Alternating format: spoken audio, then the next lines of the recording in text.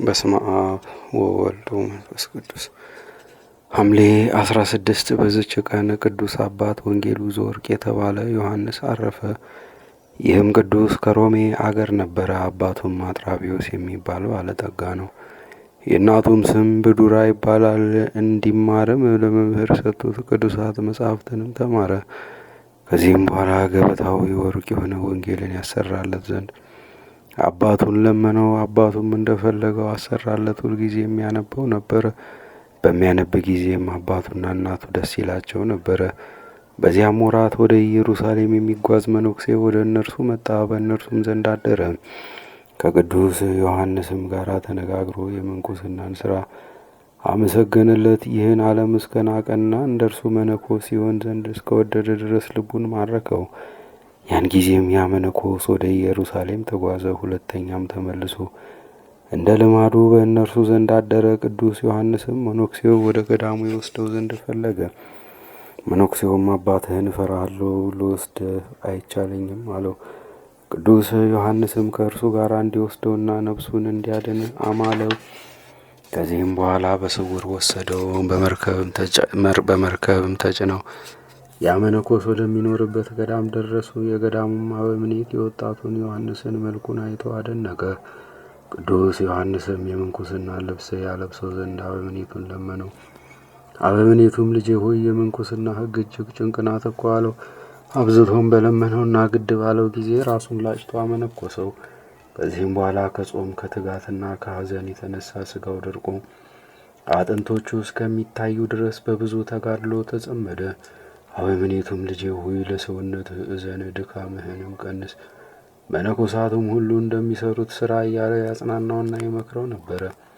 በዚህ ተጋድሎም 7 ዓመት በሆነው ጊዜ ከእነርሱ በረከትን ትቀበል ዘንድ ከመሞትህ በፊት ወደ አባትህና እናትህ ሂድ የሚል ራእይ አየ። ይህንንም ራእይ በ3 ሌሊቶች ውስጥ አየ።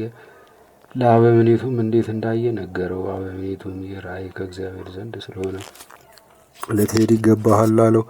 ከገዳሙም በወጣ ጊዜ አንድ ምስኪን ሰው ጨርቅ ለብሶ አገኘ። የእርሱንም ልብስ ሰጥቶት ጨርቁን ወሰደ። ወደ አባቱ ቤትም በደረሰ ጊዜ በትንሽ ጎጆ ውስጥ በአባቱ ደጅ በጾም በጸሎትና በስግደት እየተጋደለ ባሮች ከአባቱ ማዕድ የሚጥሉለትን ፍርፋሪ እየተመገበ 7 ዓመት ኖረ። እናቱም በአንጻሩ ስታልፍ የሚከረፋ ሽታው ያስጨንቃት ነበረ። እረፍቱም በቀረበ ጊዜ የእግዚአብሔር መልአክ ከ7 ቀን በኋላ ከዚህ ዓለም ትወጣለህ ብሎ ነገረው። ያን ጊዜም ወደ እናቱ ልኮ ልመናውን ልትሰማ ወደ እርሱ መጣች። ልጇም እንደሆነ ፈጥኖ አልነገራትም።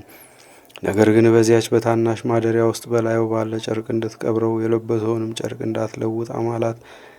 ከዚህም በኋላ ያንን የወርቅ ወንጌል ሰጣት፣ እንዲህም አላት፣ ይህን መጽሐፍ አንብቡ፣ እኔንም አስቡኝ። አባቱን በመጣ ጊዜ ያንን የወርቅ ወንጌል አሳየችው። እርሱም ለልጁ ያሰራለት ወንጌል እንደሆነ አወቀ። አባቱና እናቱም ወደ እርሱ ሄደው ስለ ልጃቸው ጠየቁት። እርሱም ከዚህ ጨርቅና ከዚህ ትንሽ ማደሪያ ውስጥ በቀር በሌላ እንዳትቀብሩኝ ማሉልኝ አላቸው። አማላቸውም ጊዜ እርሱ ልጃቸው እንደሆነ ነገራቸው። ያን ጊዜም ጮኹ፣ መሪር ልቅሶንም አለቀሱ። የሮሜ ከተማ ሽማግሌዎችና ሕዝቡ ሁሉ ተሰበሰቡ። 7 ቀንም ሲፈጸም ቅዱስ ዮሐንስ አረፈ። እናቱም መሐላዋን ረስታ አስቀድማ ለሰርጉ ያዘጋጀቻቸውን ያማሩ ልብሶች አውጥታ ገነዘችው።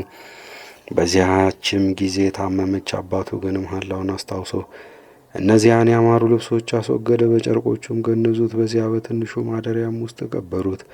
ከሥጋውም በሽተኞች የሚፈወሱበት ታላቅ ድህነት ተገኘ። ከዚህም በኋላ በስሙ ያማረች ቤተ ክርስቲያን ሰርተው ሥጋውን በውስጧ አኖሩ። ከእርሱም ታላላቅ ድንቆችና ተአምራቶች ተገለጡ። ለእግዚአብሔር ምስጋና ይሁን፣ እኛንም በጸሎቱ ይማረን፣ በረከቱም ከእኛ ጋር ትኑር ለዘላለሙ አሚን።